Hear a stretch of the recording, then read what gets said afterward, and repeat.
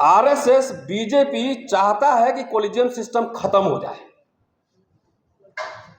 क्यों? और वही भाषा हमारी भी है, तो समझिए कोई फंडामेंटल प्रॉब्लम है। जब आप यूपीएससी है, जब चुनाव आयोग है, और जो हेरा फेरी और धांधली हो रही है आपके आंख के सामने हो रही है, तो जब नेशनल जुडिशियल कमीशन बनेगा तो कैसे जजेस अपॉइंट होंगे, जरा उसकी कल्पना आप करिए। शाखा से आएंगे, अभी भी बहुत सारे हैं, संतरा जज बहुत सारे रहे, हम लोग देखे हैं जजमेंट, उसकी समीक्षा भी हमने की कि संविधान के हिसाब से निर्णय नहीं होते, जजमेंट आते हैं भावनाओं के आधार पर। ईश्वर ने रात में दूरबीन से बताया था नहीं, और उस जजमेंट पर किसी का साइन भी नहीं है। ये क्या संविधान की ये भावना है, ये मैंडेट? तो ये समझिए गवई साहब जो चीफ जस्टिस है उन्होंने बहुत अच्छी बात कही है। और इस खेल को समझिए कि हम कोलिजियम को ट्रांसपेरेंट करेंगे, ज्यादा से ज्यादा ट्रांसपेरेंट। अभी भी कोलिजियम क्या अपॉइंट थोड़ा ही करता है, कोलिजियम रिकमेंड करता है, अपॉइंट तो सरकार करती है। तो उनके हिसाब से कुछ जजेज हैं तो हो गया। अभी मैंने देखा कि एक सीनियर लॉयर ने अपना नाम भी ड्रॉ कर लिया कि हमें जज नहीं बनना है।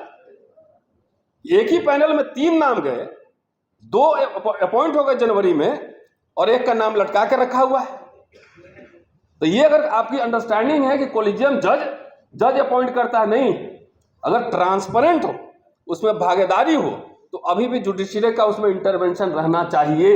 ये मेरी समझ बनती है, बाकी तो सर बैठे हैं, सर बताएंगे। जब आप सरकार के हाथ में दे देंगे अपॉइंटिंग अथॉरिटी, तभी नहीं हो रहा है। इलेक्शन कमीशन में क्या हो रहा है? बाबा साहब ने और जवाहरलाल नेहरू ने तमाम जो ये बनाया था, तो बहुत सारा कुछ लिखा नहीं था कि उनकी ये अंडरस्टैंडिंग थी कि भाई इन पदों पे हाई मोरल डिग्निटी वाले लोग आएंगे, हाई मोरालिटी वाले लोग आएंगे, जो कानून के हिसाब से चलाएंगे। किस किस तरह के स्टेटमेंट आ रहे हैं, कई जजेस के स्टेटमेंट, क्या मोर के आंसू से प्रेग्नेंट होता है? और कोई सवर्ण जो है वो दलित महिला का बलात्कार कैसे कर सकता है? ये जज पे बैठा हुआ लोग दे रहा है, जज के कुर्सी पे जो बैठा है वो कह रहा है। तो डेमोक्रेसी में तो समीक्षा सबकी होगी, सवाल सब पे उठेंगे। इसलिए कोलिजियम को लेकर उसमें मोर ट्रांसपेरेंट, भागीदारी सुनिश्चित हो, सरकार के हाथ में देंगे। अभी तो बहुत सारे सेक्रेटरी, बहुत बड़े बड़े ऑफिसर यहाँ पे होंगे, SC ST OBC के सब। तो जाइए ना आप, जरा आप OBC का इशू लेके जाइए, देखते हैं कितना काम हो रहा है। जाइए, दलित का इशू लेके जाइए, जाके SC कमीशन में जरा एक अर्जी लगा के देखिए तो कितना एक्टिव है। किसी हम जानते हैं बहुत सारे बड़े बड़े DGP ये FIR नहीं करवा सकता है भाई साहब,